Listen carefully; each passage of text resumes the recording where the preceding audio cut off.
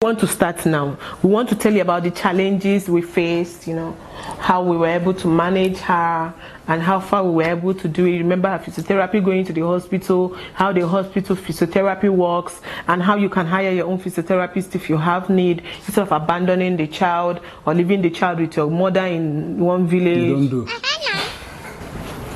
Okay, 1, 2, there you go. Hello viewers. Now you go start the hello viewers, then I continue. Today, now you go tack that hello viewers. Start hello viewers. Be my home one here. Be my hello viewers here. Hi guys, welcome back to the channel. And today in this episode, you'll be hearing about the challenges and management of Eva. How we're able to manage Eva for the period of years she lived. So you'll be hearing all the stories, how her physiotherapy went, the milestone she achieved, and all that. So see you guys, sit back. And this is your girl Zinn in the video, and this is my loving husband sitting with me here. So sit back and enjoy our real life story. Okay, thank you viewers for joining us today. It's still all about Eva, my lovely daughter.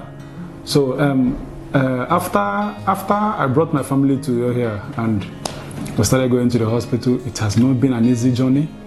They gave us drugs and they told us that the drugs they are giving us is going to be a lifetime drug. I think those drugs were nitrazepam and carbamazepine. Yes, they said the nitrazepam is seizure control. I think they said the nitrazepam helps her to sleep and also to help her to help her in controlling the spasticity in her bones. So they gave us those drugs, referred us to a physiotherapist. That is how it started. We go to hospital 2 to 3 times every week. Then I've not got a car. I find time to bring her time to take my daughter. Sometimes I'll go with my wife. Sometimes I go alone. Sometimes she will take her. But I think I mostly go with her, because there was a time people started asking me, don't this child have a mother? I was like, it's none of you guys' business.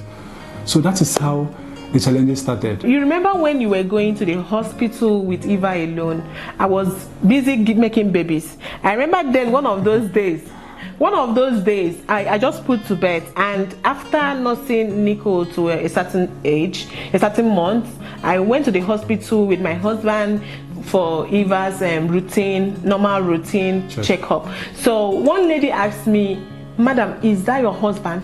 I said, "Yes." "Is that your daughter?" I said, "Yes." They said they never knew Eva had a mother. I was like, how? Wow. Why? She said, because they always see him in the hospital alone with the dad. So they thought the mom maybe gave birth to her and abandoned her for the dad to take care of. But then they know I have a loving husband. So I want to pause here and appreciate you, husband, sweetheart, my husband man, for being a great dad, being a great husband, being a wonderful father to my children. He stood by me, he stood by us. He did not abandon us at those trying times. And those are the things you should do for your spouse. It's not for the woman alone. It's not for the man alone. That is your cross. So you have to bear it in faith. And don't use it to kill the next person because you think it's her fault. It's nobody's fault. It's nobody's fault. Yes. So that is just it. And Eva finds it difficult to eat. You can feed Eva. And Eva,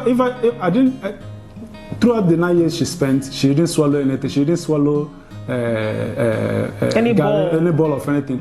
She lived on pureed food, blended food, and you will feed Eva for 2 hours for her to be able to be full.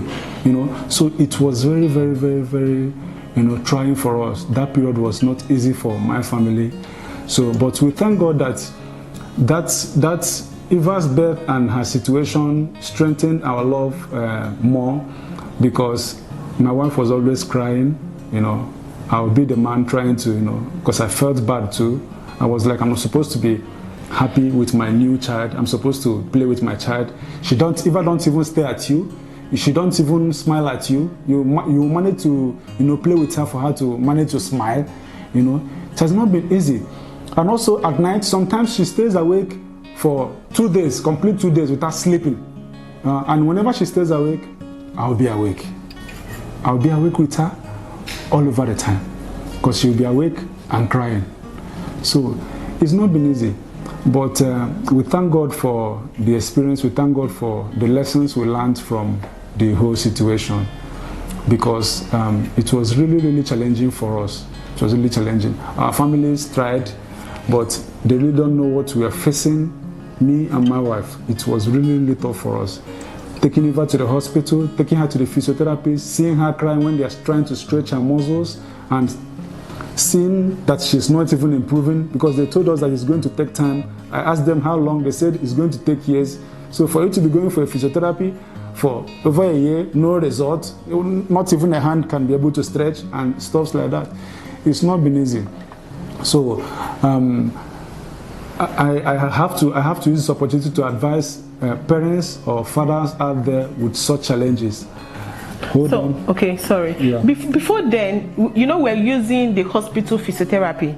At a time, we felt it was not enough. And it was stressful. Let's try. And yes. time consuming. And it was barely once they give you in a week for you to be able to meet your turn. So we decided to hire private physiotherapists. Yes. So we spent a lot of money hiring different people at different times trying to do physiotherapy. There was even a time we took her from Uyo to Abak for physiotherapy. Yeah, some distance for physiotherapy. For and then we didn't even have a car. Yes. So we have to use public transport to go to another town just for her physiotherapy. So for us to be able to do physiotherapies 2 or 3 times for her in a week. So we were able to try all those things, trying to see if we can see results, if our child's health could get better, if she could have a better healthy life for herself, and for us to be a little bit happy because having her around. I was scared of her growing up, because I was like, how are we going to manage this child when she's 5 years, 6 years, 7 years, 8 years, 9 years? Carrying her all the time, cleaning her poo-poo, feeding her, bathing the 9 years. I'm a tall man, and my wife tried to. So our children are going to be tall. Eva was just growing, So it was not easy, carrying her, taking her to the bathroom.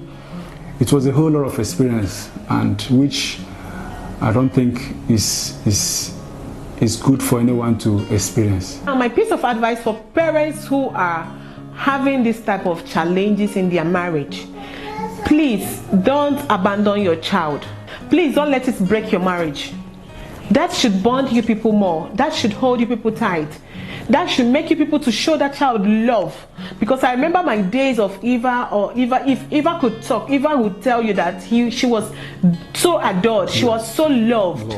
We didn't let her break us, even though we were very young in marriage. We were very young couples. My husband was only 27 and I was 25 when I gave birth to her. So we did not allow it. Nobody prepared us for anything like that. I've never seen a case of cerebral palsy in my entire life until I had a child with cerebral palsy. I never knew there was something called cerebral palsy.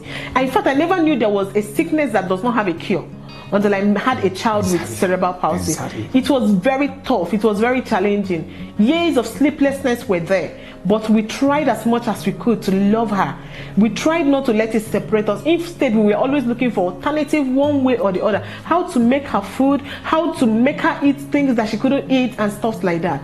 It's not like we're rich. It's not like we're very comfortable. It's not like we're living the best of our life. No, but we tried to bring all those things closer and to put all those things together and see how we can be happy in our own little way. So I want to share this my story with you so that you know that it's for a purpose, and try to manage it, accommodate it as much as you can. So show that child love. Don't abandon that child for your old mom in the village or for your grandmom somewhere, because I remember when Eva was here. So some people even throw their children away. Yes, we went to a hospital one day. A doctor said they brought a child with cerebral palsy where they abandoned this child in a pit latrine, in a pit toilet, because of cerebral palsy. So if you have seen anybody, there is sickness called cerebral palsy. If you have seen anybody or any parent having a child who could have issues with muscle movement, with motor movement and stuff like that, it's as simple as cerebral palsy. It does not have a cure, but there is management, and what you should do as a parent is to try to manage that child and love that child. So this will be where our video will end for today, and in our next episode we will tell you how it ended up with Eva. And we are smiling telling you this story today because we are strong. It's not like we were not broken, but we are strong now. See you and catch you guys in our next video. Thank you for watching, thank you for viewing, and see you. Bye bye. Bye.